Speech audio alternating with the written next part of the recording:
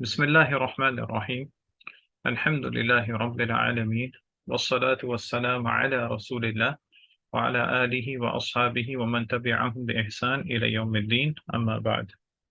جی پچھلی مجلس میں ہمارا اعراب مکمل ہو گیا تھا، دو حدیثیں اور باب مثلا الخفین میں، اور تھوڑی سی بات بس شروع ہوئی تھی ان کے جو فقہی مسائل پہ، وہ یہ کہ علماء کے دو قول ان حدیث کے اعتبار سے کہ موضوع پہ کہاں پہ مسح کیا جائے، کون کون سے قول تھے؟ جی آپ کی آواز تھوڑی کلیئر نہیں آئی۔ جی، علماء کے دو قول تھے کہ مسح کہاں کہاں کیا جائے، انہی دو حدیثوں کے اعتبار سے، تو کون کون سی جگہ تھی جہاں پہ مسح کیا جائے؟ یہ خوف کی بات کر رہے ہیں نا؟ ہاں یہ تو مطلب اس سے ان جو حدیث سے ثابت ہو جو صحیح صحیح اسناد سے ثابت ہے، ہاں، جی جو صحیح حسن سے ثابت ہے وہ یہ کہ خوف اوپر سے مسئلہ کرنا اوپر چاہیے۔ کیا جائے، لیکن دوسری حدیث بھی ہے جس کی وجہ سے ہم نے بتایا تھا کہ جیسے ایک شرح میں لکھا ہے کہ کچھ علماء نے اس قول کو بھی اختیار کیا اسی ضعیف حدیث کی بنیاد پہ کہ خف کہ کے نیچے اوپر اس اور طرح سے نیچے دونوں جگہ پہ مسح کیا جائے، لیکن چونکہ حدیث ضعیف ہے اور ہمارے ائمہ نے ہمیں یہی سکھایا کہ اگر صحیح حدیث مل جائے تو وہی ان کا مذہب ہے، اذا صح الحدیث فهو مذہبی۔ تو اور بھی آپ بہت جگہوں پہ دیکھیں گے کہ بہت سارے علماء جو کہ کسی خاص مذہب کی طرف منتسب ہوتے تھے، اور ان کا منتسب ہونا یہ کسی تقلید کی بنیاد پہ نہیں تھا، یہ ایک فقہی بنیاد کی اعتبار سے تھا۔ تو وہ بڑے بڑے علماء یہ کہتے تھے، جیسے مثال کے طور پر امام بیہقی کے بارے میں عام طور پہ سنتا رہتا ہوں کہ امام بیہقی کی جو نسبت ہے وہ شافعی کی طرف ہے، تو وہ کبھی کوئی حدیث لاتے اور امام شافعی کا قول اس کے خلاف ہوتا تو بولتے یہ حدیث ہے، اگر امام شافعی کو یہ حدیث پہنچی ہوتی تو امام شافعی اس کے حساب سے فتویٰ دیتے ہیں، ایسا وہ کہتے ہیں۔ اسی طرح اور بھی دوسرے مثال امام احمد ابن حنبل آپ لے لیں، ان میں سے ان کے پاس ایک مسئلے میں آپ کو ان کے مختلف قول ملیں گے، یعنی ایک مسئلے میں ایک جگہ وہ بول رہے ہیں کہ بھائی جائز ہے، دوسری جگہ اسی چیز کے بارے میں بولیں کہ ناجائز ہے، تیسری دفعہ جو وہ جن بول رہے ہیں کہ بھائی مباح ہے۔ کیوں ایسا کیوں؟ علماء بولتے ہیں کیونکہ جب ان کے پاس دلیل آتی ہے وہ اپنا فتویٰ بدل دیتے ہیں، اگر ان کے پاس فتویٰ نہیں ہوتا اجتہاد کرتے، کچھ انہوں نے رائے دے دی، اس کے بعد اگر ان کو دوسری دلیل مل گئی جو اس سے زیادہ مضبوط ہوتی اس حساب سے اپنا فتویٰ بدل دیتے ہیں۔ اسی طرح امام ابو حنیفہ رحمہ اللہ سے بھی آتا ہے کہ ان کے جو شاگرد تھے یعقوب، جن کی کنیت ابو یوسف ہے، تو وہ ہر چیز لکھا کرتے تھے امام حنیفہ سے جو کچھ سنتے تھے، تو انہوں نے ایک دفعہ ان سے خطاب ہوتے ہوئے کہا کہ وہی حق یعقوب، وہی حق یا یعقوب لا تکتب کل ما تسمع منی فانی اقول شیئا یوما واقول خلاف غدا، اس طرح کے الفاظ ہیں کہ ہر وہ چیز جو مجھ سے سنتے مت لکھا کرو، میں آج کچھ بولتا ہوں کل کچھ اور بولوں گا، یعنی دلیل کہتے ہیں، مطلب یہ نہیں کہ میں جو چاہوں بولوں، مطلب یہ ہے کہ آج میں نے کچھ بولا، جو میرے پاس دلائل ہیں ان کے اوپر ان سے استدلال کرتے ہوئے، کل ہو سکتا ہے میرے پاس کوئی حدیث آ جائے یا کوئی اور دلیل سامنے آ جائے، کوئی اور مسئلہ ثابت آ جائے، صحابی کا کوئی قول آ جائے، تو میں اس حساب سے بولوں۔ تو اس لیے یہ حدیث ضعیف ہے، اور یہ نہیں، اور صحیح مسئلہ یہی ہے کہ جو خف پہ مسح کرنے کا اوپر ہی جگہ ہے، صرف اوپر ہی مسح کیا جائے، تو اس حدیث سے مسئلہ نکلتا ہے۔ اور پہلی حدیث کے بارے میں ہم نے ضعف کے بارے میں تھوڑی بات کی تھی کہ ضعیف کیوں ہے، اس کے بارے میں علماء نے کہا ہے کہ اس میں دو تین ایک علتیں ہیں۔ وہ اس کے وہ جو آپ نے کل جو پچھلی مجلس میں ہم لوگ بتا رہے تھے وہ آپ قصہ آپ کا بیچ میں رہ گیا تھا۔ وہ اصل میں وہ اصل میں بات اس کے اوپر ہو گئی تھی کہ جب میں نے ان شیخ کو سنا تھا جن کو ہم بہت شوق سے سنا کرتے تھے، تو انہوں نے یہی کہا تھا کہ یہ حدیث ضعیف ہے ورات کی وجہ سے، اور ورات جو ہے وہ کاتب المغیرہ ہے، یعنی اتنے بڑے آدمی کا کاتب اگر بھلی وہ ضعیف ہو تو حدیث میں بھی اس کی کوئی اہمیت نہیں ہے، ضعیف ہے تو ضعیف ہے۔ لیکن جس طرح میں نے بتایا کہ جب میں نے تفسیر ابن کثیر میں ایک حدیث یاد کرنے کے لیے آیا تو میں نے دیکھا کہ ورات جو ہے وہ صحیحین میں راوی ہے اور ثقہ راوی ہے، اور بھی جگہوں پہ میں نے دیکھا۔ اور بلوغ المرام کی ایک شرح جو ابھی میں دیکھتا ہوں آج کل، وہ عبداللہ فوزان کی ہے حفظ اللہ، اس میں آپ دیکھیں گے انہوں نے بہت اچھے طریقے سے ہر حدیث کی شرح کو الگ الگ کیا ہوا ہے، یعنی پہلے حدیث جو لاتے ہیں پہلے اس کی سند پہ بات کرتے ہیں، ٹھیک ہے، پھر سند کے بعد اس کے کچھ الفاظ ہیں ان کے اوپر بات کرتے ہیں، پھر کوئی فقہی مسائل ہے ان کے اوپر بات کرتے ہیں، یہ ان کا جو ہے طریقہ۔ تو انہوں نے بھی یہاں پہ اس حدیث کے اوپر جب ضعیف ہونے کے اوپر بات کی تو انہوں نے کہا کہ اس میں تین علتیں ہیں، تو پہلی دو علتیں وہی بتائی کیونکہ اس میں جو ایک دو راوی ہیں وہ ضعیف ہے، جو کہ کاتب المغیرہ سے نیچے ہیں، کاتب المغیرہ نہیں ہے، ان سے نیچے ہیں، اور ایک یہ ہے کہ بیچ میں انقطاع ہے۔ پھر کہتے ہیں کہ کچھ لوگوں نے کہا کہ کاتب المغیرہ مجہول ہے، لیکن مجہول نہیں ہے کیونکہ ابن ماجہ کی روایت میں نام آئے وراد، اور وراد ثقہ راوی ہے۔ عبداللہ فوزان بھی لکھتے ہیں کہ ثقہ راوی ہے۔ لیکن میں نے کیوں بتایا تھا، میں دوبارہ شروع میں پہلی بات پھر سے پختہ کر دوں کہ میں یہ اس لیے نہیں بتانا چاہتا کہ لوگوں کو اہل علم سے میں متنفر کروں یا تو پھر ان کے دل میں یہ ڈال دوں کہ بھئی علماء اس طرح ہوتے ہیں۔ نہیں، یہ مقصد نہیں ہے کہ بھئی لوگوں کو علماء سے متنفر کرنا، یہ مقصد صرف یہ ہے کہ جس تکلیف سے ہم لوگ گزر ہیں، کیونکہ ایک قسم کی تکلیف رہی ہے بعد میں، جن جن لوگوں کا اس چیز کے ساتھ ان شیخ کے ساتھ یا ان چیزوں کے ساتھ لگاؤ تھا، ان کے لیے ایک قسم کی تکلیف رہی ہے، ایک ان کے لیے مسئلہ پیدا ہوا، بعد میں ان کا وقت ضائع ہوا ہے، اور بھی بہت مسئلے ان کے لیے پیش آئے ہیں۔ تو اس لیے صرف اس طرف نشاندہی کرنے کے لیے کہ دوسرے اس قسم کے مسئلے سے اگر درپیش ہو تو اللہ ان کے لیے آسانی کرے۔ اس لیے میں نے پہلے بھی کہا تھا کہ اگر میری آواز سے کوئی پہچان لے یا کوئی یہ جان لے کہ میں کس کے بارے میں بات کر رہا ہوں، تو یوٹیوب وغیرہ میں نیچے کمنٹس وغیرہ میں ڈالنے کی کوئی ضرورت نہیں ہے، کیونکہ میں کوئی نام نہیں لینا چاہتا، میں صرف صفت بیان کرنا چاہتا ہوں۔ نام لینے کا زمانہ آج کل ہے بھی نہیں، کیونکہ نام بھی لو تو کچھ اتنا فائدہ ہو نہیں ہے، لوگوں میں اتنی ہوشیاری نہیں ہے کہ نام لے کے بھی بتاؤ تب بھی وہ ان سے اجتناب نہیں کرتے ہیں۔ کتنے اہل بدعت ہیں کہ ان کو لاکھوں کروڑوں لوگ دیکھ رہے ہیں نیٹ کے اوپر، دیکھتے جا رہے ہیں، ان کو لگاتار دیکھ رہے ہیں، ان کو نام لے کے بھی بتاؤ تب بھی ان سے وہ دور نہیں ہوتے۔ تو نام میں لینا نہیں چاہتا، صرف صفت بیان کرنا چاہتا ہوں تاکہ ان سے انسان محتاط رہے۔ تو جس طرح میں نے بتایا تھا، ایک چیز تو ہم نے ان میں یہ دیکھی تھی کہ وہ اپنی غلطی سے رجوع نہیں کرتے تھے، حالانکہ بہت مشکل بات ہے کہ ایک عالم ہو کہ اپنی غلطی سے رجوع نہ کرے۔ ایسا کوئی عالم نہیں ہے جس سے غلطی نہیں ہوتی۔ جس طرح میں نے بتایا کہ سبل السلام میں یہ لکھا ہے کہ علامہ سنانی رحمہ اللہ، یعنی بلوغ المرام کا جو سب سے پہلے نمبر پہ جو شروع اگر کوئی دیکھنا چاہتا ہے شرح میں سے، تو سبل السلام ہے علامہ سنانی رحمہ اللہ کی، وہی دیکھنا چاہتا ہے۔ اور اس میں اگر آپ دیکھیں گے، علامہ البانی نے بہت جگہوں پہ وہاں پہ تعلیق لگاتے ہوئے کہا ہے کہ علامہ سنانی یہاں پہ کچھ کہا ہے اور دوسری جگہ اسی کے مخالف کا ہے، یہاں پہ کچھ کہا ہے دوسری جگہ اسی کے مخالف کا ہے، ایسے ایک سے زیادہ جگہ پہ انہوں نے کہا ہے، صرف ایک جگہ پہ نہیں کہا ہے۔ تو یہ ایک عالم سے ہوتا ہے، ایک انسان سے غلطی ہوتی ہے، کوئی عالم بھی فرشتہ نہیں ہے، آگے پیچھے ان سے ہو سکتا ہے، غلطیاں ہو سکتی ہیں، لیکن صحیح عالم وہ ہے جو کہ اپنی غلطی اگر اس کو بیان کی جائے تو اس سے رجوع کرتا ہے۔ خود شیخ البانی کتنی جگہ اپنی کتاب میں لکھتے ہیں کہ بھئی فلاں فلاں حدیث میں میں نے حکم لگایا تھا، تب مجھے اس چیز کا علم نہیں تھا، اللہ میری غلطی معاف کرے، اب میں رجوع کر رہا ہوں۔ تو یہ ایک عام بات ہے، غلطی ہو جائے تو اس سے رجوع کریں۔ بہرحال لیکن یہ شیخ جس طرح میں نے بتایا کہ انہوں نے اپنی غلطی سے رجوع بھی نہیں کیا، اور میں نے جب پوچھا کہ میں آپ کا کلپ آگے بھیج دوں تو بولا ہاں بھیج دو۔ تو یہ ایک قسم کی شروعات کی باتیں تھیں، اور بعد میں بہت کچھ ہوتا رہا، یعنی صرف اس پہ ہم نے نہیں چھوڑ دیا، کیونکہ ہر عالم جو ہے اس سے اونچ نیچ ہوتی، غلطیاں ہوتی ہیں، اس چیز پہ نہیں چھوڑ دیا۔ بہرحال ایسے موقع پھر آئے، ہمارے اور ساتھی تھے جنہوں نے انہی شیخ کی کوئی غلطیاں دورے میں ان کو نشاندہی کی کہ بھئی شیخ آپ نے ایسا بول دیا، میرے خیال میں اس طرح ہے۔ تو بولا نہیں نہیں، ایسا نہیں ہو سکتا ہے۔ جب انہوں نے خود ان شیخ نے اپنے نوٹس دیکھے تو بولا ہاں یہ صحیح ہے، تم جو کہہ رہے ہو وہی صحیح ہے، مجھ سے غلطی ہو گئی ہے، تو مجھے ادھر بتانا ریکارڈنگ میں پھر اس کو ٹھیک کروں گا۔ تو وہ ساتھی کہتے ہیں کہ میں بار بار ان کو ریکارڈنگ میں یاد دلاتا رہا 2-3 دفعہ کہ شیخ آپ نے کہا تھا کہ آپ اس کو صحیح کریں گے، انہوں نے نہیں کیا، یعنی ریکارڈنگ کے باہر تو بول دیا کہ میں اس کو ٹھیک کروں گا، لیکن وہاں پہ نہیں کیا انہوں نے اس کو ٹھیک۔ بہرحال یہ بات آگے جاتی رہی۔ یہ بولنا کیوں ضروری ہے؟ کیونکہ ہم نے جب جب چیزیں ہمارے سامنے آئی اور ہم نے غور کرنا شروع کیا تو ہم نے یہ دیکھا کہ اس شیخ سے ہم کچھ حاصل نہیں کر رہے ہیں، کچھ خاص ہم سیکھ نہیں رہے ہیں۔ اور افسوس کی بات یہ ہے کہ ابھی بھی جو لوگ سالوں سے ان کے ساتھ جڑے ہوئے ہیں، آپ اگر ان میں سے کسی سے عربی کے بارے میں پوچھیں کہ ان کو عربی کتنی آتی ہے، نہیں، عربی اتنی ان کو نہیں آتی۔ کسی سے آپ کوئی فقہی مسائل پوچھیں، دین کے کوئی مسائل پوچھیں، ان کو اتنے دین کے مسائل نہیں آتے۔ اس کا مطلب کیا ہے کہ آپ ان کے ساتھ جا تو رہے ہیں لیکن آپ کو علمی فائدہ نہیں ہو رہا ہے۔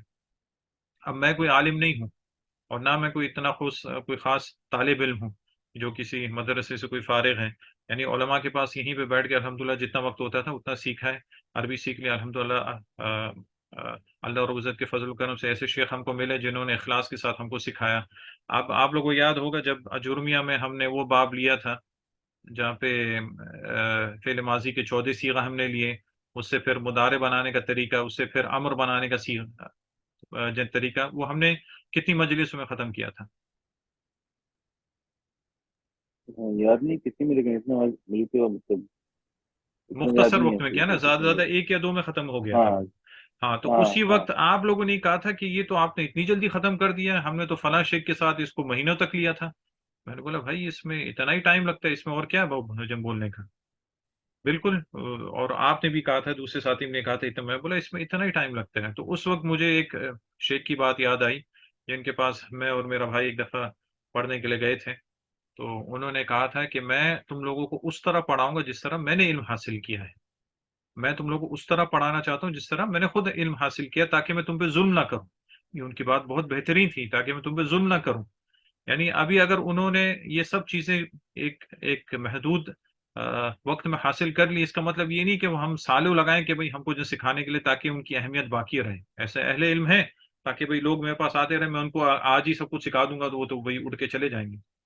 تو ایسے بیچارے لوگ ابھی بھی ہیں جو ان کے ساتھ جڑے ہوئے ہیں، لیکن دین میں نہ ان کے لیے، ان کو ان کی جو سمجھ ہے وہ، یعنی اتنا ان کو پروگرس نہیں ہوئی، اتنا ان کو ترقی نہیں ہوئی۔ عربی زبان انہوں نے اچھے سے نہیں سیکھی، دینی مسائل ان کے پاس اتنے نہیں ہیں۔ ابھی بھی ان کو پوچھنا ہوتا ہے تو وہ کسی عالم کو پوچھتے ہیں، یعنی خود ہی کتابیں نہیں پڑھ سکتے ہیں، علماء کی بات چیت وغیرہ نہیں پڑھ سکتے ہیں۔ بہرحال یہ چیز آگے تک گئی آہستہ آہستہ، اور یہاں تک یہ بات یہ پہنچ گئی کہ ہمیں آخر میں یہ پتہ چل گیا کہ یہ شیخ جو ہیں ان میں ایک برائی یہ بھی ہے کہ یہ جھوٹ تک بولتے ہیں۔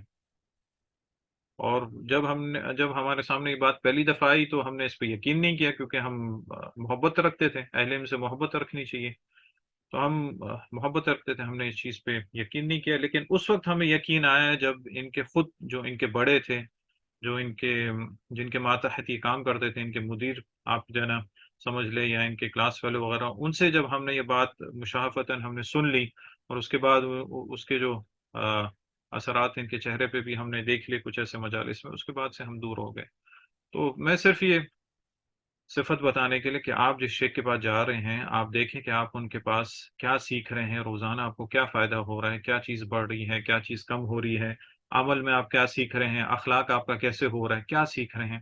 اب مثال کے طور پر ہمارے جو شیخ ہیں، شیخ عبد الرحمان جو ہیں، جب ہم ان کے پاس بیٹھتے تھے تو وہ ہمیں یہ نہیں بتاتے تھے کہ فلاں فلاں شیخ ایسا ہے، بس ہمیں اشارتاً بتا دیتے تھے، کیونکہ انہیں پتا تھا کہ اگر وہ بول بھی دیں گے تب بھی ہم یقین نہیں کریں گے، کیونکہ انہوں نے اپنی امیج ایسی بنا کے رکھی ہوئی ہے۔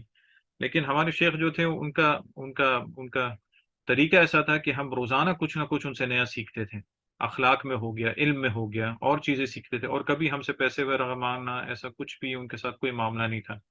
بلکہ ہم دیکھتے تھے کہ جو وہ آتا تھا ان کے پاس آ کے ان کے پاس آتا رہتا تھا، جڑتا رہتا ان کے پاس۔ حتیٰ کہ ایک دفعہ ہمیں بتاتے ہیں کہ ایک امیر باپ کا لڑکا، یہ بات تھوڑا ٹاپک سے دور جا رہی ہے، لیکن چونکہ کچھ ایسے لوگ ہیں جو ہو سکتا ہے ان کو ان چیزوں سے فائدہ ہو جائے، اس لیے میں تھوڑا وقت اس کے لیے لگانا چاہتا ہوں، تو میں اس کے لیے معذرت چاہتا ہوں اگر یہ باتیں لمبی ہو جائیں۔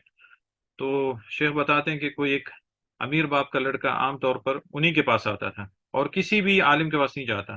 اس کا باپ بڑا تعجب کرتا تھا، اور شیخ کو کہتا تھا کہ شیخ یہ میرا بیٹا جو ہے نا، یہ ملا لوگ کے پاس نہیں جاتا ہے، یعنی اس طرح بات کرتے تھے شیخ، ملا لوگ کے پاس نہیں جاتا، صرف آپ کے پاس آتا ہے۔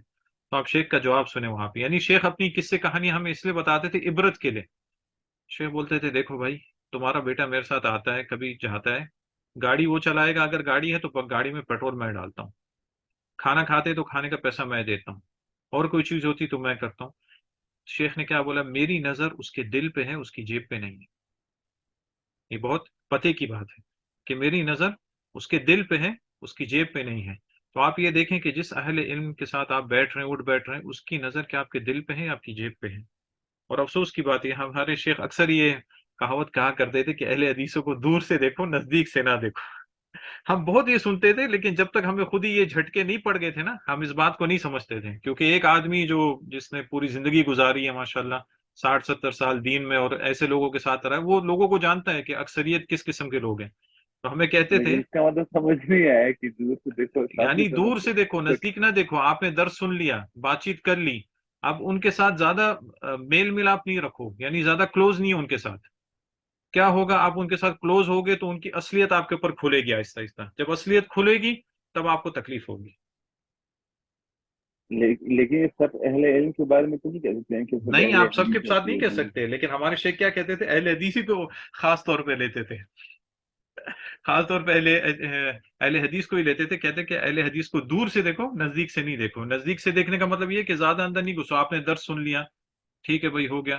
مثال کے طور پہ میں آپ کو کہتا ہوں کہ میں ایک دوسری مثال دیتا ہوں جس سے آپ کو یہ تھوڑا واضح ہو جائے گا۔ اب آپ کسی ایسی مسجد میں گئے ہیں جہاں پہ آپ پہلی دفعہ گئے ہیں، ٹھیک ہے، اور جہری نماز ہے، اور امام نے ماشاءاللہ بہت پیاری قرات کی ہے کہ آپ کو اس نے رلا دیا، اتنی اچھی قرات کی ہے، ٹھیک ہے۔ اب آپ کا دل کیا کرے گا کہ میں جا کے اس امام سے ملوں، سلام دعا کروں، بات چیت کروں، دوستی کروں، کتنی اس سے اچھی نماز پڑھائی ہے کہ نہیں؟ قدرتی بات ہے، آپ کا دل کرے हाँ گا۔ हाँ ابھی آپ बिल्कुल اگر اس کے پاس جاتے ہیں اور آپ دیکھتے ہیں کہ یہ شخص جو ہے یہ بالکل داڑھی منڈا ہے، اور اس کے ٹخنے سے نیچے اس کا ایزار جو ہے ٹخنے سے نیچے اس کا ہے، اور مطلب حالت بالکل سنت کے مطابق نہیں، تو تب آپ کا کیا دل ہوگا پھر اس ٹائم؟ बिल्कुल इसकी उलट होगा الٹ ہو جائے گا، بالکل۔ آپ کا دل ہوگا کہ بھائی میں کیوں اس کے پاس آیا، اور اگلی دفعہ وہ آدمی اگر ویسی قرات بھی کرے، آپ کے دل کو وہ چھوئے گی نہیں، ہے کہ نہیں؟ آپ کے دل बिल्कुल کو हाँ وہ نہیں چھوئے گی۔ تو اسی طرح ہے کہ یہ جب آپ ایک عالم کا درس وغیرہ سنتے ہیں، ٹھیک ہے، وہ اچھی باتیں کر رہا ہے، لگاؤ والی باتیں کر رہا ہے، وہ آپ کے دل کو لگتی ہیں، لیکن جب آپ اس کے ساتھ گھل مل کرتے ہیں اور آپ دیکھتے ہیں کہ اندر سے کہ کیا واقعی میں وہ اس قسم کے جو باتیں کر رہا ہے اس کے اوپر وہ خود ہے یا نہیں ہے، اگر ہے تو ٹھیک ہے، آپ خوش ہوتے ہیں، آپ اس کے لیے دعا کرتے ہیں، اگر نہیں ہے تو وہ تکلیف آپ کو ہوتی ہے۔ اب جس طرح قاری کو آپ نے سنا، آپ کا دل کا اس سے ملنے کے لیے، لیکن جب آپ اس کو جا کے دیکھیں گے، اس کی حال آپ دیکھیں گے، تو تکلیف آپ کو خود ہوگی، آپ بولیں گے میں اس کے پاس آتا ہی نہیں۔ اس لیے میں آج کل اگر کبھی میں जैसे کسی آج کل میں کسی ایسی مسجد میں چلا جاؤں جہاں پہ امام بہت اچھی قرات وغیرہ کر رہا ہے، میں اس امام سے دور کھڑا ہو جاتا تاکہ میں اس کو دیکھوں نہیں، کیونکہ 90% ایسا ہی ہوگا کہ وہ سنت کے مطابق نہیں ہوتے ہیں۔ تو یہ قسم کا وہ ہے کہ ہمارے لا لا شیخ یہ کہا کرتے کہ اہل حدیث کو دور سے دیکھو، نزدیک سے نہ دیکھو، لیکن ہمارے شیخ الحمدللہ ایسے نہیں تھے، الحمدللہ وہ جو کہتے تھے اس کے اوپر عمل بھی کرتے تھے، اور ان کی جس طرح انہوں نے کہا، ہم نے بالکل ان کو اسی طرح پایا کہ ان کی نظر جو تھی وہ دل پہ ہوتی تھی، اور کبھی بھی انہیں پتا تھا کہ یہ شخص جس کے پاس ہم دن رات جا رہے ہیں، اس کے پاس بھی دروس وغیرہ سننے کے لیے یہ بھی اس قسم کا شخص ہے، پھر بھی انہوں نے ڈائریکٹ ہمیں کبھی نہیں بولا، بس ہمیں بتایا کرتے تھے کہ بھائی سنت کا طریقہ اس طرح نہیں ہے، سنت کا طریقہ اس طرح نہیں ہے، سنت کا طریقہ اس طرح یہ کہا کرتے تھے، لیکن جب بات ہم پہ پوری کھل گئی تب انہوں نے بتا دیا کہ بھائی ہاں ایسی بات ہے، لیکن اگر شروع سے بول دے تو پھر انسان اس کے اوپر یقین نہیں کرے گا۔ بہرحال بس امید یہ ہے کہ انسان کوشش کریں، اچھے اہل علم کو ڈھونڈیں، ان लेकिन کے ना ساتھ رہیں، علم حاصل کریں۔ جی، آواز آواز نہیں آ رہی آپ کی، صحیح کٹ رہی بہت۔ मैं कह रहा हूँ तो نہیں، بالکل سمجھ میں نہیں آ رہی، بالکل آواز ایک دم کٹ رہی ہے۔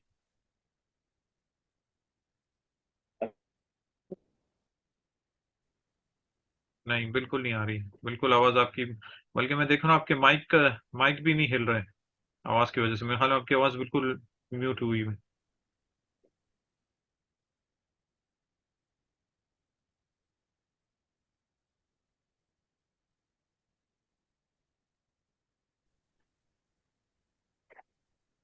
جی، अभी अभी आ रही है आवाज ہاں आपको ہاں، मेरी؟ ابھی آواز صحیح ہوگی، ابھی بہتر ہوگی، جی۔ अच्छा मैं ये कह रहा था इन पे कि मैं बस यही वजह पाना चाह रहा हूँ कि वो शेख हमारे जिन्होंने बोला कि अहले हदीस की दूर से देखो नजदीक से देखो, बस उसका मतलब ये है कि कुछ अहले हदीस इनके सामने ऐसे गुजरे होंगे जो मतलब सही नहीं होंगे, ہاں، कि हम लोग सबके तो ऐसा नहीं लगा सकते कि نہیں सब نہیں، بے अहले شک हदीस آپ سر پہ के نہیں ना لگا जी سکتے، جیسے میں نے بولا بھی، ابھی میں کتنے علماء کے نام لے رہا ہوں جن کو میں الحمدللہ جانتا بھی ہوں، میں ان کے ساتھ بیٹھا بھی ہوں، ان کے بارے میں نہیں بولتے، لیکن کچھ ایسے ہیں، بلکہ آپ کچھ نہیں بولیں گے، آپ اکثریت بولیں گے، بہت کم ایسے ہیں جو کہ واقعی میں اپنے علم کے مطابق عمل بھی کرتے ہیں، کیونکہ ہمارے شیخ بتاتے تھے، کیونکہ وہ ان کی ملاقات شیخ البانی سے بھی ہیں، تو وہ کہتے ہیں کہ شیخ البانی رحمہ اللہ انہیں کہا کرتے تھے کہ عالم بننا آسان ہے، بن کے دکھانا مشکل ہے۔ شیخ البانی सुभान अल्लाह کہتے تھے کہ عالم بننا آسان ہے، لیکن بن کے دکھانا مشکل ہے. کیا مطلب ہوا؟ عالم بننا آسان کیسے؟ آپ نے عربی سیکھ لی، یہ چیزیں سیکھ لی، مدرسے میں گئے، آپ کو جا کے سرٹیفکیٹ مل گیا، بھائی عالم کا سرٹیفکیٹ لکھ گیا. ابھی عالم بن کے دکھانا مشکل ہے. بن کے کیسے دکھانا؟ جو علم آپ نے حاصل کیا اس کے اوپر عمل کرنا. عمل کرنا، عمل عمل نہیں کرنا کرنا. ضروری ہے. اور شیخ البانی کی زندگی آپ دیکھیں، پوری زندگی ان کو تنگی کرتے رہے. ایک جگہ سے دوسری جگہ جلا وطن کر دیا، پھر تیسری جگہ کر دیا، پھر سعودیہ بھی نہیں آنے دیا، عمرے کے لیے بھی نہیں آنے دیا. پوری زندگی ان کی اسی میں، لیکن انہوں نے اس سے ہار نہیں مانی، ماشاءاللہ اپنا کام کرتے رہے. ابھی ہر حدیث میں جدھر بھی نام ہوتا ہے شیخ البانی کا نام ہوتا ہے. اس کتاب میں ہے، دوسری کتاب میں، ہر جگہ شیخ البانی کا نام ہوتا ہے. تو جو لوگ اللہ کے لیے، الحمدللہ، بالکل. آ، اللہ کی رضا کے لیے رحم کام اللہ. کرتے ہیں، اللہ ان کے ذکر خیر کو باقی رکھتے ہیں. اور جو ایسے ہوتے ہیں، مطلب بھائی سرٹیفکیٹ مل گیا، ابھی ہم کام کریں گے، بھائی تنخواہ اچھی آ رہی ہے، مسجد میں بیٹھ کے 5 منٹ کا درس دیا نکل گئے، تو پھر وہ ان کو کوئی یاد نہیں رکھتا، اور وہ پیچھے کیا چھوڑ کے جائیں گے اپنے لیے. ایک عالم کی جو وراثت اللہ ہوتی ہے اس کا المستعان. علم ہوتا ہے خاص طور پر، کہ وہ علم چھوڑ کے جائیں. بہرحال بس یہ چیز ہے. بے اللہ شک ہے. اللہ حفاظت میں رکھے، اللہ سب کو محفوظ رکھے. یعنی آمین. آمین. ایسے ایسے ایسے جو سارے لوگ ہیں. کیونکہ میں یہ بات کیوں کہہ رہا ہوں، جو اہل حدیث کا شیخ نے کیوں کہا، کیونکہ شیخ یہ بولا کرتے تھے کہ شیطان بڑا ہوشیار ہے. واقعی میں ہوشیار ہے، شیطان بڑا ہوشیار ہے. اب سمجھ آیا مجھے، بالکل ٹھیک کہ ہے، اب کہ سمجھ آیا. شیطان نے بریلیوں کو بدعت میں لگا دیا. ٹھیک ہے، بدعت میں لگا، نہیں نہیں، سوری میں تھوڑا بھول گیا. ہاں، شیطان نے بریلیوں کو جو ہے وہ بہت سارے خداؤں میں لگا دیا. ٹھیک ہے، ہوں. ان کے بہت سارے خدا ہیں، یعنی غوث وغیرہ فلاں فلاں بہت کچھ ہو گیا. اور دیوبندیوں کو یہ بہت سارے رسول شیخ ایسا کچھ کہا کرتے تھے، رسولوں میں لگا دیا. ہوں. کیا لگا دیا؟ کیونکہ ان کی کچھ کتابوں میں آتا ہے ایسے کہ رسول آئے، انہوں نے ہاتھ پھیرا، اور اپنے لوگوں کو بھی انہوں نے اتنا مقام دیا. جب آپ ان کی کتابیں پڑھیں گے تو ان کتابوں میں یہ ہے، دیوبندیوں کی ایک مشہور کتاب ہے جس میں ان کے 12 علماء نے وہاں پہ سائن کر کے لکھا ہے کہ یہ ہمارا عقیدہ ہے، اور اس میں عجیب عجیب چیزیں لکھی گئی ہیں. اس کتاب کا نام مجھے بھی یاد نہیں ہے، اردو میں وہ کتاب میرے پاس تھی بھی شاید. ٹھیک ہے، تو بریلیوں کو وہاں لگا دیا، نیکسٹ دیوبندیوں ٹائم کو بتا دیجیے گا نام اس کا، ہاں انشاءاللہ میں دیکھتا ہوں. کتاب کا نام. دیوبندیوں کو وہاں پہ لگا دیا. ابھی اہل حدیث کو نہ شرک میں اتنا لگا سکتے نہ بدعت میں لگا سکتے، تو اہل حدیثوں کو اختلاف میں لگا دیا. تو اہل حدیثوں کو اختلاف میں لگا، یہ اہل اللہ حدیثوں کا کام المستعان. ہے کہ یہ اختلاف بہت کریں گے بھائی، سنت کے مطابق ہو لیکن اختلاف بہت کریں گے. اس لیے آپ عام طور پہ دیکھیں گے اہل حدیث علماء آپ آپس میں بھی اختلاف بہت کر رہے ہوتے ہیں. اللہ ماشاء اللہ کہ جو آپس میں اتفاق سے رہتے ہیں، سنت کے مطابق رہتے ہیں، تو وہ بہت ہوتے ہیں. تو یہ حکمت کی بات ہے. تو عام طور پہ آدمی اگر بڑے علماء کے ساتھ بیٹھتا ہے، وہ کوئی ایسی باتیں کہتے ہیں، کوئی ایسے جملے کہتے ہیں جو ایک قسم کے قانون ہوتے ہیں، بھلے آپ کو سمجھ نہیں آئے لیکن آپ اس کو اپنے ذہن میں رکھیں. زندگی میں کبھی ایسا موقع آئے گا کہ آپ کو سمجھ میں آ جائیں گی وہ باتیں. اس طرح ہم شیخ کی بہت ساری باتیں ہم سنتے تھے، ہم کو سمجھ میں نہیں آتی تھی، لیکن بعد میں جب وقت آگے گزرا ہمارے ساتھ، وہ چیزیں ہمیں سمجھ آنے لگے، تو تب ہم کہتے کہ شیخ آپ صحیح کہتے تھے. کیونکہ ان کا وہ ہے، کیا بولتے ہیں، تجربہ زندگی کا دیکھا انہوں نے چیزیں، یہ سب تھی. بہرحال ٹھیک ہے، اپنے موضوع کی طرف واپس آتے. معذرت یہ چیز تھوڑی لمبی ہوگی، میں نہیں چاہتا تھا اس طرف جانا، لیکن یہ چیز سامنے آ گئی، اور یہ ایک قسم کی امانت بھی تھی. اب میں ڈاکٹر عثمان خمیس جو حفظ اللہ کو سن رہا تھا مصطلح حدیث میں، تو وہ تھوڑا بات کر رہے تھے راویوں کے اوپر کہ وہ کتنے شدید ہوتے تھے سنت کی حفاظت کرنے میں. اور محدثین کا یہ وہ ہے قانون ہے کہ کوئی شخص اگر دین میں جھوٹ نہیں بولتا، یعنی اللہ اور اس کے رسول کے معاملے میں جھوٹ نہیں بولتا، لیکن لوگوں کے معاملے میں جھوٹ بولتا ہے، تب بھی اس سے حدیث نہیں لیتے. کیا قانون ہے؟ اگر وہ اللہ اور مطلب دین کے معاملے میں جھوٹ نہیں بولتا، جھوٹ نہیں بولتا ہے، اور لوگوں کے لیکن معاملے میں لوگوں جھوٹ بولتا ہے، تو اس سے بھی نہیں لیں گے اس سے حدیث. بھی حدیث نہیں لیتے. یعنی اتنا سخت ہے. تو اگر ایسا اہل علم ہے جس کو، جو ہمارے سامنے واضح ہو گیا کہ بھئی ہم نے جان لیا، بلکہ ان کے بڑوں سے ہم نے جان لیا کہ بھئی یہ انہوں نے جھوٹ بھی شامل کیا، تب اس سے علم آدمی کیسے لے سکتا ہے؟ اور اس کی مثال وہ دے رہے تھے امام شعبہ کی. امام شعبہ جو ہے، انہیں بھی لقب دیا گیا تھا امیر المومنین فی الحدیث، یعنی اپنے وقت کے امیر المومنین فی الحدیث. یعنی بہت سارے ایسے علماء جیسے امام شعبہ، امام سفیان ثوری ہے، امام بخاری ہے، ان کو امیر المومنین فی الحدیث کا لقب دیا. لیکن امام شعبہ جو خاص طور پر ہیں، یہ کسی بھی جھوٹے راوی کو بخشتے نہیں تھے. यानी उसको छोड़ते नहीं थे, उसके पीछे पड़ जाते थे, लोगों के सामने उसको रुसवा करके छोड़ते थे। मैं तो ये बोल रहा हूँ ना, हम तो नाम भी ले तो कुछ फायदा नहीं है, लेकिन इमाम शोबा उस टाइम नाम भी लेके बताते थे ताकि लोगों को पता हो जाए। आज के जमाने में आप नाम लेके भी बोले फिर भी बोलेंगे नहीं ये तो अच्छा काम कर रहे हैं। भाई अच्छा काम कर रहे हैं तो अच्छा काम, अगर आपको इतना पता है तो फिर हम क्या बोले भैया, अगर आप बोल रहे हैं अच्छा काम है इसका मतलब आप फिर इनसे और हमसे ज्यादा जानते हैं अगर अच्छा काम कर रहे हैं। तो इमाम शोबा रहमुल्लाह के बारे में वो जिक्र करते हैं किस्सा कि एक रावी जो था वो झूठा रावी था, तो इमाम शोबा उसको जहां पे देखते थे चिल्लाना शुरू कर दे, लोगों ये ना झूठा रावी है। लोगों ये झूठा रावी है। एक दफा मजलिस में बैठे उधर भी बोला शुरू हो गई, लोगों ये झूठा रावी है। ठीक है, तो उनके एक शागिर्द बैठे थे तो उन्होंने बोला, उनकी कुनियत से पुकार के इमाम शोबा को कहा कि ये आप बस करें, बहुत आपने बोल दिया है, बस है, आदमी के बारे में लोग जान चुके हैं, आप बस और नहीं बोलें इसके बारे में। तो बोलते हैं चले ठीक है, उनसे वादा ले लिया कि भाई मैं अभी नहीं बोलूंगा। ठीक है भाई, सही हो गया। कुछ अरसा गुजरा, कहीं पे जनाजा था, तो इमाम शोबा भी वहां थे और ये शख्स भी वहां पे था और उनके शागिर्द भी वहां पे थे। तो इमाम शोबा जनाजे के बाद काबू नहीं कर सके और उन्होंने उन्होंने मुझसे कहा अपने शागिर्द से कि मैंने जो बोला था मैं उसे रुजू करता हूँ और मैं बता दूं ये आदमी झूठा रावी, ये आदमी झूठा रावी, इससे हदीस नहीं ले रहे।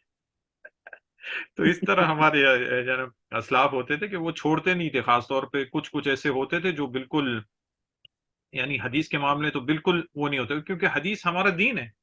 हदीस जो हमारे तक आई है ये हमारा दीन है कि आप सल्लल्लाहु अलैहि वसल्लम ने किस तरह के दीन पर अमल किया। तो फिर ये इल्म है जो कि हमारे लिए जो सबसे जरूरी है। इमाम शोबा के बारे में आता है रहीमुल्लाह कि एक हदीस जो उनके पास एक सनद से थी, एक सहाबी से थी, वही दूसरे सहाबी से लेने के लिए उन्होंने 3 मुल्कों का सफर किया। सेम हदीस लेकिन सिर्फ सनद दूसरी थी। उन्होंने 3 मुल्कों का सफर किया उस सेम हदीस को लेने के लिए कि भाई ये हदीस मेरे पास तो हजरत उमर से है, तो ये हदीस उकबा बिन आमिर से कैसे आ रही है, ये सनद कहाँ से आ रही है। तो उसकी तहकीक करने के लिए उनको 3 मुल्कों का सफर करना पड़ा। बहरहाल थोड़ा वक्त ले गया, कोशिश करते हैं इंशाल्लाह ये हदीस में जो मसाले हैं उसको खत्म कर दें।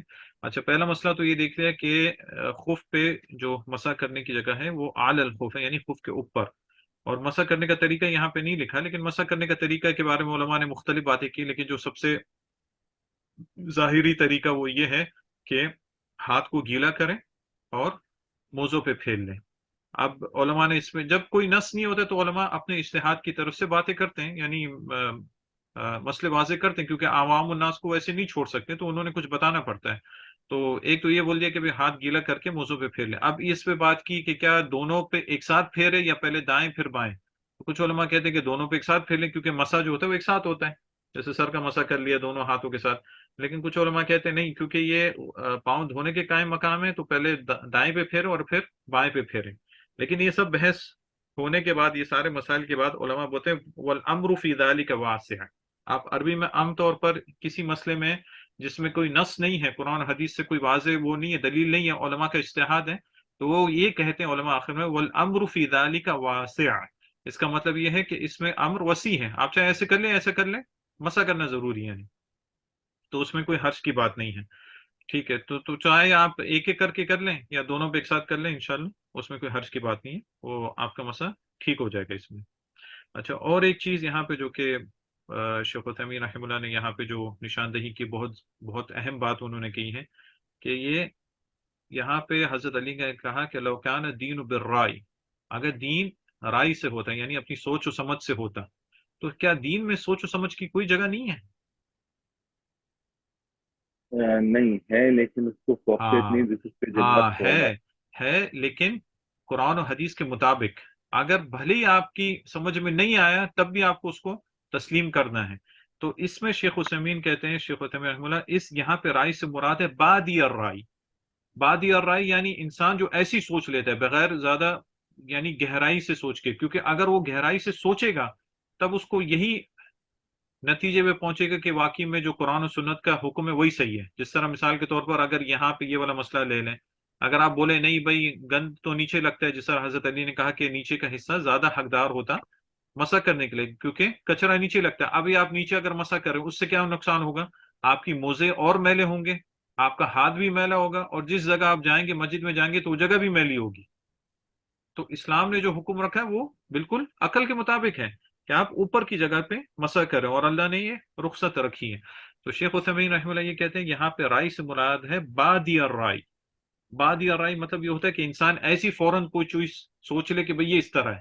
تو اس طرح نہیں ہے، لیکن اگر وہ غور سے سوچے گا، اپنا دماغ لگائے گا، سوچ سمجھ لگائے گا، دیکھے گا کہ کیا چیزیں اس میں اس کے موافقت ہیں، کیا چیزیں اس کے خلاف ہے، تب وہ یہ دیکھے گا کہ واقعی میں دین بالکل عقل کے مطابق ہے، ہر چیز عقل کے مطابق ہے. یہ بادی الرائے کا لفظ جو ہے یہ سورہ ہود میں بھی آتا ہے، جہاں پہ نوح علیہ السلام کی قوم نے ان کے اوپر تانا کرتے ہوئے کہا کہ وَمَا نَرَاكَ اتَّبَعَكَ إِلَّا الَّذِينَ هُمْ أَرَاذِلُنَا بَادِيَ الرَّأْيِ. کہ نوح علیہ السلام کے اوپر تانا دیتے ہیں، انہوں نے کہا کہ ہم نے یہ نہیں دیکھا کہ آپ کی اتباع صرف وہ لوگ کرتے ہیں جو کہ ارادلنا، جو کہ ہم میں رذیل قسم کے لوگ ہیں، یعنی جو کہ نچلے طبقے کے لوگ ہیں، غریب لوگ ہیں، یعنی جن کو ہم حقیر جانتے ہیں، ایسے لوگ ہیں. اور ان میں کیا صفت ہے؟ بادی الرائی، وہ بادی الرائی ہیں، یعنی بس انہوں نے دیکھا کہ آپ آگے، آپ کے اوپر ایمان وہ لے آئے. تو یہ انہوں نے ان کے اوپر تانا کیا. تو امام ابن کثیر رحمہ اللہ کہتے ہیں کہ یہاں پہ یہ چیز ان کے تانے کرنے والی نہیں ہے، کیونکہ جب حق واضح ہو جائے تب آپ نے اس کو لازم قبول کرنا ہے. جب حق واضح ہو جائے بالکل قبول. تو آپ نے اس کو لازم قبول کرنا ہے. تو یہ بادی اور رائے ان کے حق میں ایک بہترین بات ہے، یہ ان کے اوپر نقص والی بات نہیں ہے. تو شیخ عثیمین ہم یہاں پہ یہ کہتے ہیں کہ یہاں پہ ایک دم اچانک سوچ والی جو چیز ہے، دین اس پہ نہیں ہے، لیکن جو عمیق ہے یعنی گہرائی سے جو سوچتا ہے وہ یہی وہ اسی نتیجے پہنچے گا کہ ہر دین کا مسئلہ جو ہے وہ عقل کے مطابق بھی ہے. ٹھیک ہے. ایک اور بات یہاں پہ ایک عالم دین جس کے طرف اشارہ کرتے ہیں کہ دین رائے سے نہیں ہے، اس کا مطلب یہ ہے کہ ہمیں بہت ساری چیزوں کی مصلحت ہمیں پتہ نہیں ہوتی، حکمت ہمیں پتہ نہیں ہوتی. کیوں؟ اگر وہ رائے کے مطابق ہوگی تب آپ کو پتہ ہونا چاہیے کہ بھئی یہ اس چیز میں حکمت کیا ہے. تب آپ بولیں گے ہاں یہ تو عقل کے مطابق ہے، فلاں چیز میں حکمت کیا ہے، فلاں چیز میں حکمت کیا ہے. تو اکثر احکام جو دین میں ہیں ان میں ہمیں حکمت نہیں معلوم ہے کہ نہیں؟ اسی طرح ہے کہ نہیں؟ بالکل تو یہ کیوں ہے؟ اس ایسے ہی ہے. اس میں کیا راز ہے کہ ہمیں حکمت کیوں نہیں بتائی اللہ رب العزت نے؟ بہت ساری چیزوں کا حکمت بتائی ہے آپ صلی اللہ علیہ وسلم نے، لیکن بہت ساری چیزوں کی حکمت نہیں بھی بتائی. یہ ایک اللہ کی طرف سے ایک امتحان بھی ہو سکتا ہے ہاں کہ بالکل ایمان کو صحیح کہا. ٹیسٹ کرنے ہاں کے یہ اللہ کی طرف سے امتحان ہے کہ کون اللہ اور عزت کی بات مانتا ہے. کیونکہ اگر ہر چیز کو عقل کے تحت پہ ڈال دیتے، ہر چیز میں حکمت مان دیتے، تو آدمی اس حکمت کے حساب سے عمل کرتا، اللہ اور اس کے رسول کا حکم مان کے نہیں کرتا. اور اللہ اس کے رسول کا حکم مان کے جو انسان کر رہا ہے تو اس چیز کے ساتھ جو بھی چیزیں حکمت کے ساتھ جو بھی جڑی ہیں اس کے فائدہ انسان کو مل ہی رہا ہے، مل ہی جائے گا، چاہے اس کے علم میں ہو یا نہ ہو. لیکن جو مین چیز اس کو جو مل رہی، جو خاص چیز اس کو مل رہی ہے، وہ اللہ اس کے رسول کا حکم مان کے اطاعت و فرمانبرداری کر کے اس کو وہ فائدہ ہو رہا ہے. کیونکہ وہ شیخ یہ کہتے ہیں نہیں تو عمل کے لیے جو چیز ہوتی ہے وہ انسان مصلحت دیکھتا ہے، دلیل نہیں دیکھتا کہ ہاں بھائی اس چیز میں عقل کے اعتبار سے ہمیں کیا فائدہ ہو رہا ہے تو میں اس کو کر لوں. اس لیے آپ عام طور پہ لوگوں کو دیکھیں گے کہ ان کو ایسی کوئی دین کی کوئی چیز ملے جس میں ان کو کوئی دنیاوی فائدہ ہو رہا ہے، کوئی صحت مل رہی ہے یا اور کوئی دنیاوی فائدہ ہو رہا ہے، تو اس کو وہ جلدی پکڑتے ہیں. لیکن باقی احکام جو ہوتے ہیں جن میں ان کو یعنی مصلحت نظر نہیں آ رہی ہوتی تو ان کو اتنی جلدی وہ قبول نہیں کرتے، قبول کرتے ہیں لیکن اس طرح قبول نہیں کرتے. لیکن ایک مومن کا معاملہ کیا ہونا چاہیے کہ جب اللہ اس کے رسول کا حکم آ گیا، مصلحت اس کو پتہ ہے یا نہ پتہ ہو، اس کو وہ قبول کریں. جو مصلحت ہوگی اس میں جو فائدہ ہوگا وہ اس کو ویسے بھی مل ہی جائے گی اس کے ساتھ. جی ٹھیک ہے. تو یہ اس میں کچھ مسائل ہیں. تو پچھلی حدیث میں ہم نے یہ دیکھا تھا کہ موضوع پہ مسح کرنے کی شرط یہ ہے کہ مکمل طہارت کے بعد موزے پہنی جائے، اور اس حدیث میں شرط یہ دیکھی کہ موضوع پہ مسح کرنے کی جگہ اوپر کی جگہ ہے. ابھی کچھ مسائل باقی ہیں کہ آپ کتنے عرصے تک موضوع پہ مسح کر سکتے ہیں، اور موزے اتارنے کے بعد آپ کے وضو کا کیا حکم ہوگا، یہ سب چیزیں رہ گئی جو کہ اگلے حدیث میں آئیں گی. ہم چاہیں تو ساری باتیں ابھی کر سکتے ہیں، لیکن وہ احادیث جب آئیں گی انہی کی جگہ پہ جو حافظ ابن حجر جس ترتیب سے لے کے آئیں اسی ٹائم ان کے بارے میں بات کریں گے انشاءاللہ. ٹھیک ہے انشاءاللہ. اس میں کچھ اشکال یا بس انشاءاللہ اس کو بس ختم کرتے ہیں یہیں انشاءاللہ. پر؟ جی نہیں بس الحمد للہ میں چلو ختم کر لیتے ہیں. جی ٹھیک ہے. یہاں پہ کوئی اشکال نہیں تو بس انشاءاللہ اس کو یہیں پہ روکتے ہیں. اور یہ دوسری حدیث جو ہے یہ حسن ہے، لیکن شیخ البانی رحمہ اللہ اس کو صحیح کہا ہے. ٹھیک ہے جی انشاءاللہ. سبحان اللہ و بحمدہ، سبحانک اللہم و بحمدک، اشہد ان لا الہ الا انت، استغفرک و اتوب الیک.